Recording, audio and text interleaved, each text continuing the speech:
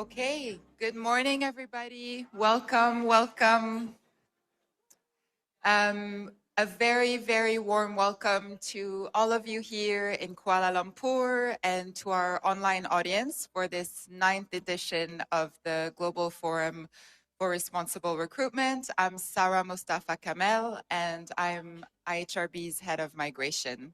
So as you know, this year's theme is Building Resilience in an Era of Global Disruption. Over the next 2 days, we'll be looking at how disruption around the world is affecting migrant workers, recruitment corridors, and supply chains, and what responsible recruitment needs to do differently in response. So during the day today, day one, we'll be looking at what this disruption is how it is affecting migrant workers in real terms through conflict or climate change, new technologies, discrimination, and the pressures that workers are already facing. And then day two will focus more on practice, what building resilience actually means, what companies, governments, recruiters, worker organizations, and civil society can do differently.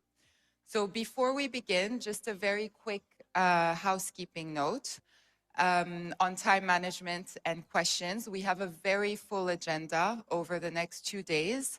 And because we also have an online audience, we really want to keep to time. So starting the sessions on time and ending on time. So we'll ask everybody to come back promptly after your coffee breaks, lunch breaks.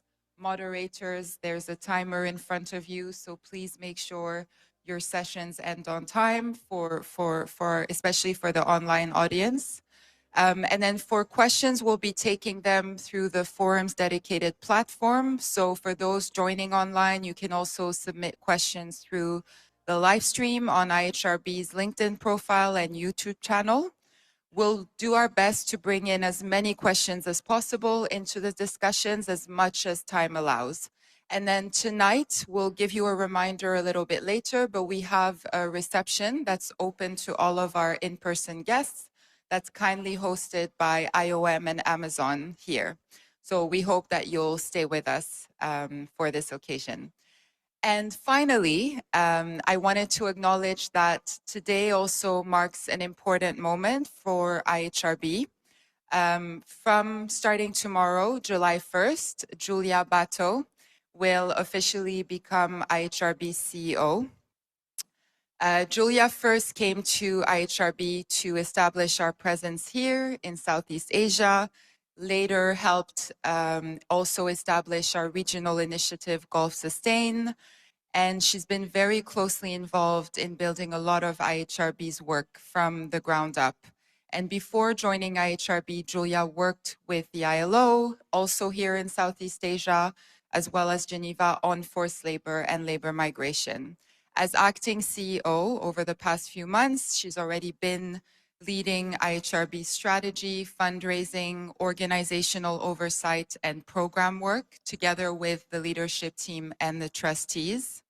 And at a time when these issues are becoming more and more complex, from conflict to climate to technology, disability, and worker protection, Julia brings the experience, judgment, commitment needed to lead IHRB into its next chapter. So she does this with the full trust and support of her team and partners, and we're really pleased to mark this transition here with you. So with that, thanks again for being here with us online and in the room. We're really looking forward to the conversations and the discussions over the next 2 days, and I'll hand it over to Julia.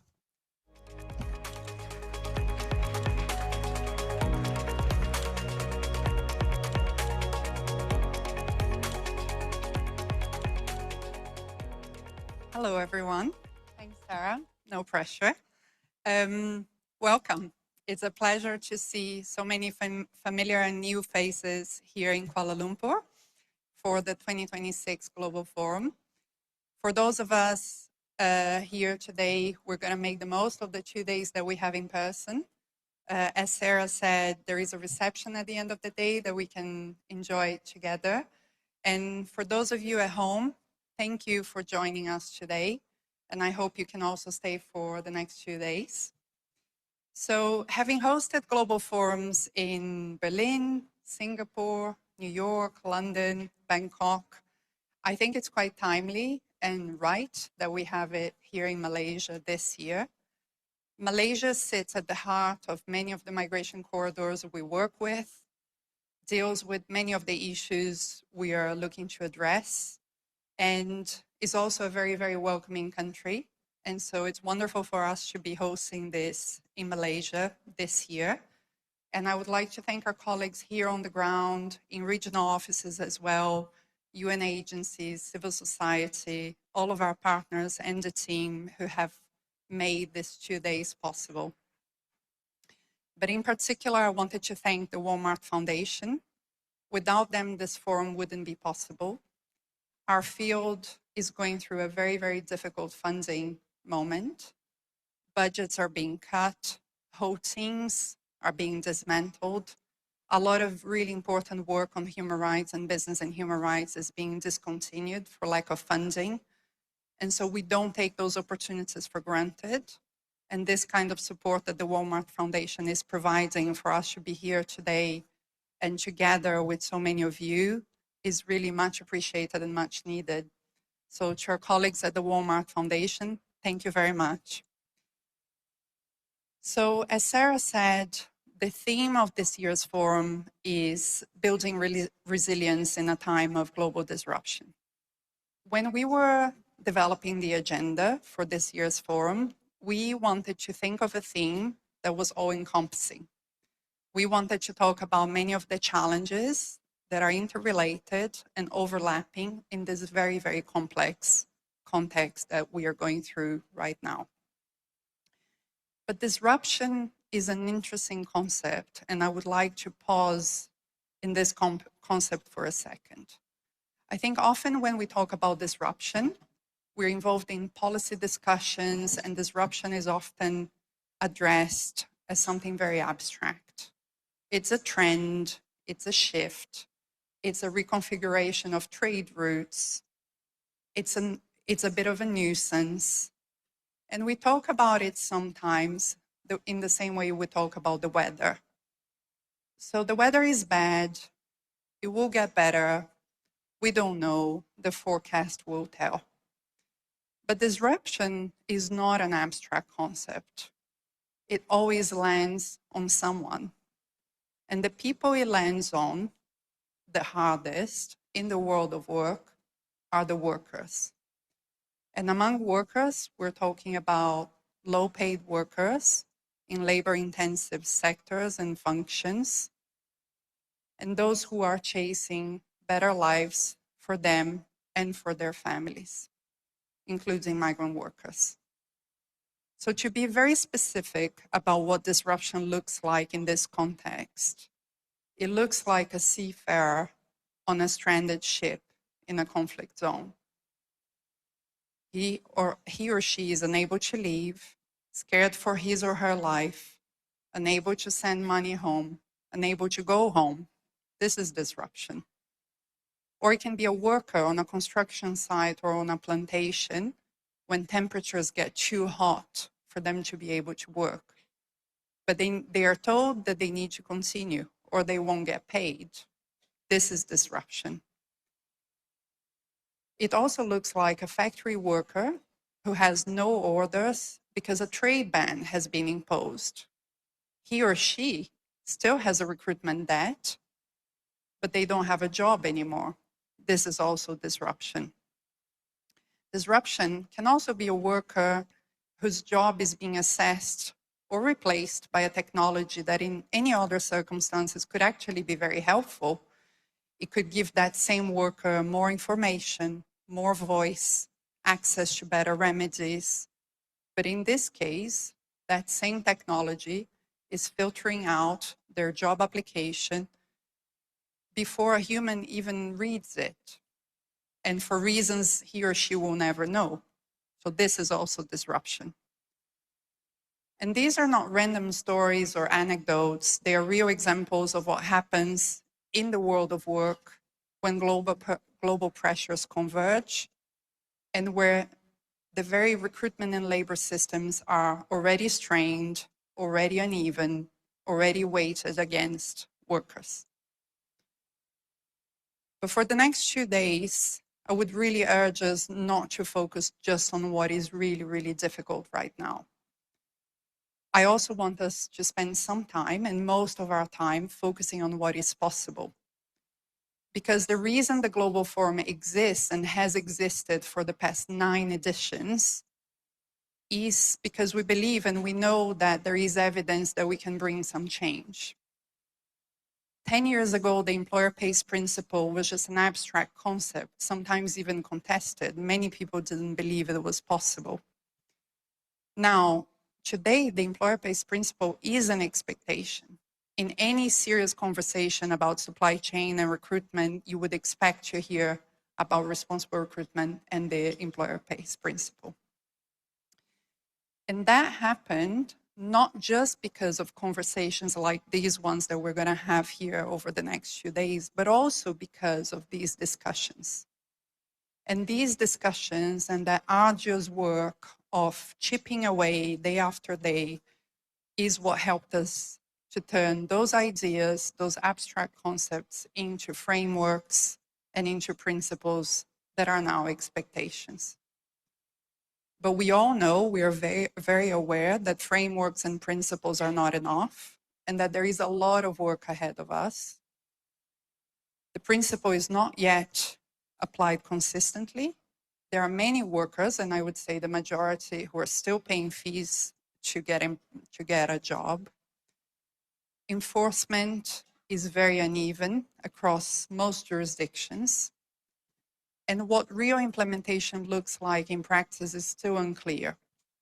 So it is our job to continue to push this agenda forward and to turn it into practice. Not just any practice, but widespread practice until it becomes the norm. So over the next 2 days, I would really like us to do 3 things. To be very honest about where progress is stuck, and we should name those moments, and we should be very open and critical about it. But also we should celebrate where we have made progress, and we should acknowledge that and take note of that and try to replicate it. We should also be very specific. I would say generalizations, finger pointing is not going to take us very far.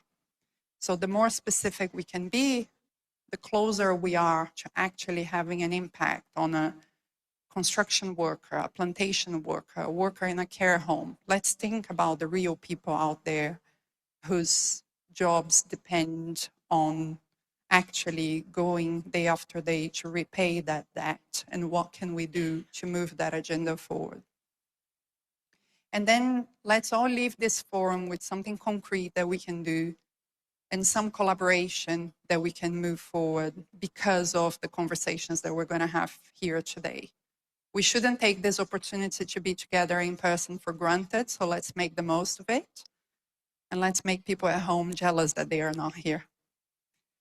So now I would like to bring to the floor the wonderful Sumitha, who's director of our journey. And then I'll come back to introduce the next panel. Thank you very much.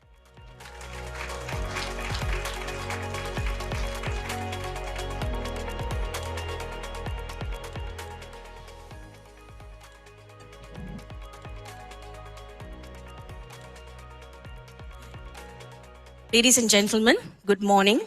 Welcome to Malaysia, welcome to Kuala Lumpur, and welcome to the forum.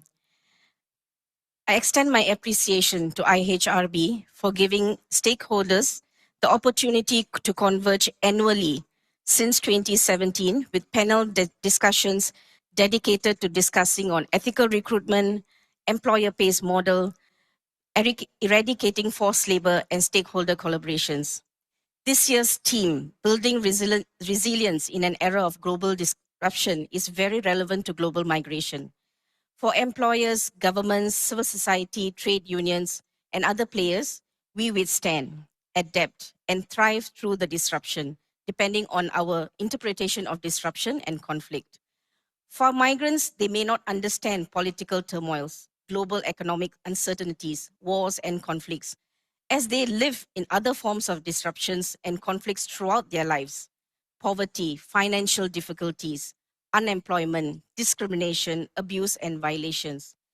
Disruption for migrants means job losses, wage loss, hindered access to sending remittances home, delayed family unions.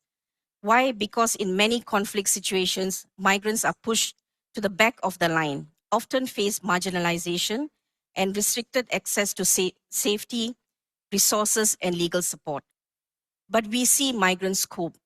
They cope through peer support systems, community organizations, civil society, and grassroots initiatives, which cushion the impact. In reality, to navigate any conflict, we require host and origin countries and businesses to enable institutional protection, which provides dignity, human rights, and equal safety to all within their borders and workplace. I'm as excited as you are to hear from our panelists on the various topics lined up for these 2 days. So before I end, I would also like to invite you to enjoy the sights and sounds of Kuala Lumpur. And also you have come at the right time. This is the fruit season and there's plenty of durian, which is going very, very cheap. So please enjoy your stay in Kuala Lumpur and in Malaysia. And I wish everyone a fruitful forum. Thank you.